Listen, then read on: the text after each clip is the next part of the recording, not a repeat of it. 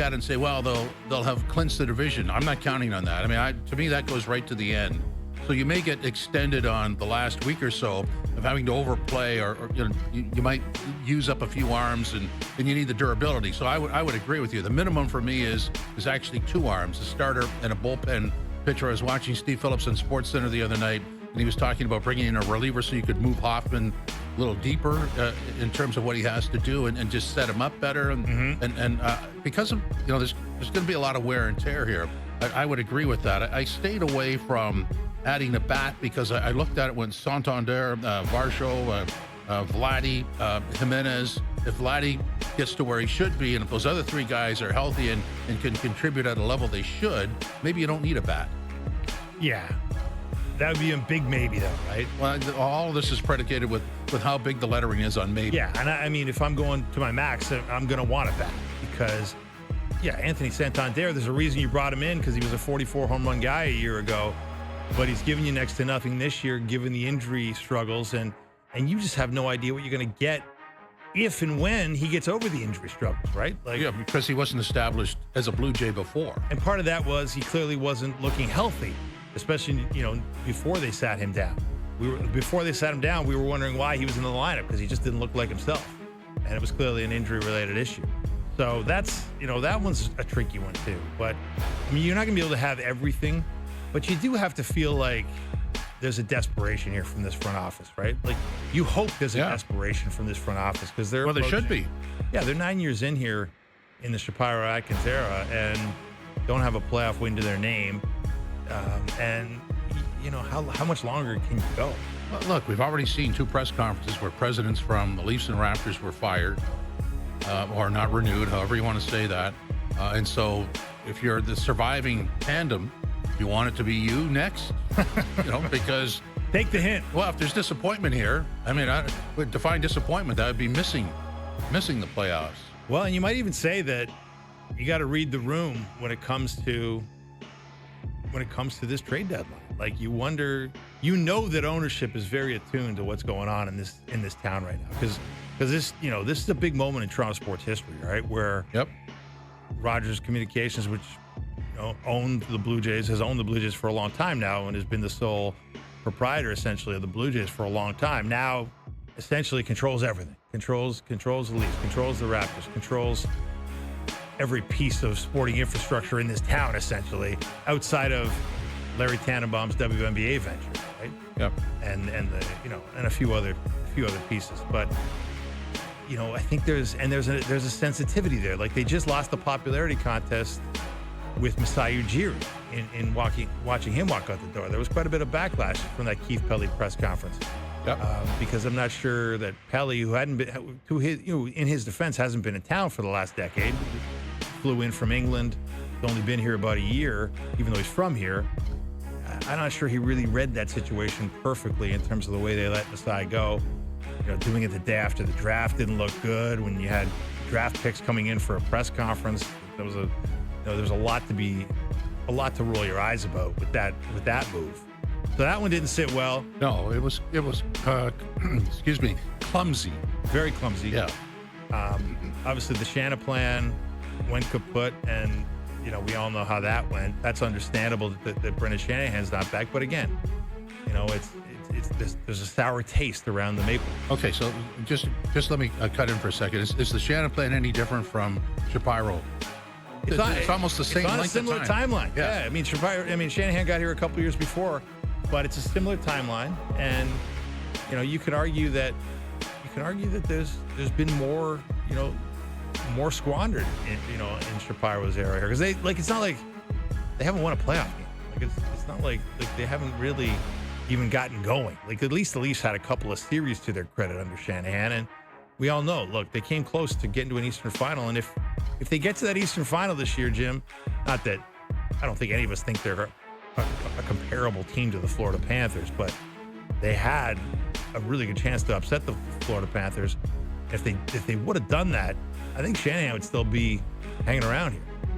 I'm not sure what kind of extension he would have gotten, but I think he would have still been the president of the Toronto Maple Leafs. So, but that would have been with a really nice playoff run in his back pocket. Yeah.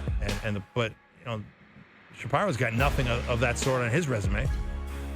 I mean, you could literally apply the logic for both outgoing presidents to the Blue Jay boss. Exactly. It'd be no different. And it would be a very simple explanation for whoever makes the announcement. It's, hey, we feel like we've left potential on the table here, and we feel this organization needs a new set of eyes, understanding how to take it to the next level. Literally use the same script. Very simple. Yeah. These guys. So all I'm saying is, I think you want to know who's got a lot of pressure on them right now. It's those two guys. It's those two executives. Because I think, like, if ownership's always watching, Jim, ownership's always looking over your shoulder, no matter what you're doing in the sports world. There's some owners that are more involved than others. They're always watching. But I would say the ownership right now is watching with a keener eye than ever, because they're sensitive to this moment in history, because they're taking over the whole landscape and they want to make a statement that they actually know what the hell they're doing. I was always, 6 years since the Raptors won. Because of the ownership of the Raptors and the Leafs, and everybody understands what comes out of going and winning the championship. The template is there. It's in-house. Everybody understands where that goes, why there wasn't more pressure put on for the Leafs to follow or for the Jays to follow, because you know what's there. You know what happens. Team wins, big parade, and you see the ramifications of it for the next 2 years. You almost have 2 years of grace. I mean, the Raptors still are riding somewhat on the grace of that championship.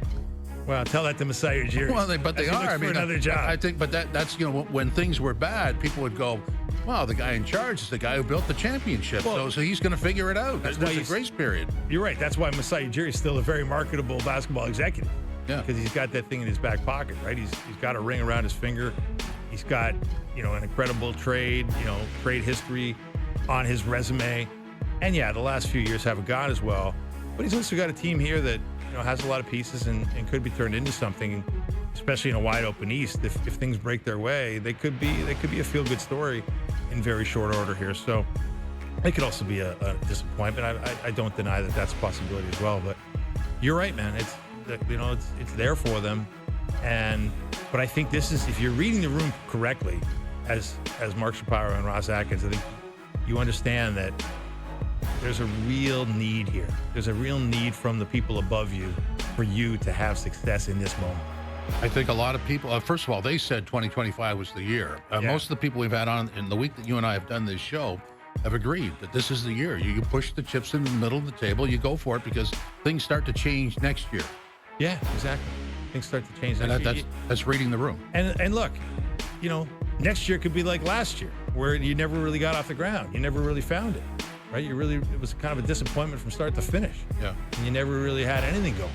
And so, you had injuries, you had, just a certain malaise. You had the GM talking about guys being in their own heads at the plate with runners in scoring position. You had, nothing went your way. And so you just can't be sure when you're going to have your moment. You're right. And look now, don't look now, but the Yankees have a big storybook win last night. The Red Sox have been hot lately. It's not like it's going to be easy. No, well, nobody says that. I think it goes down to the final game or two. And I guess the ultimate question is, the surprise element of the Jays.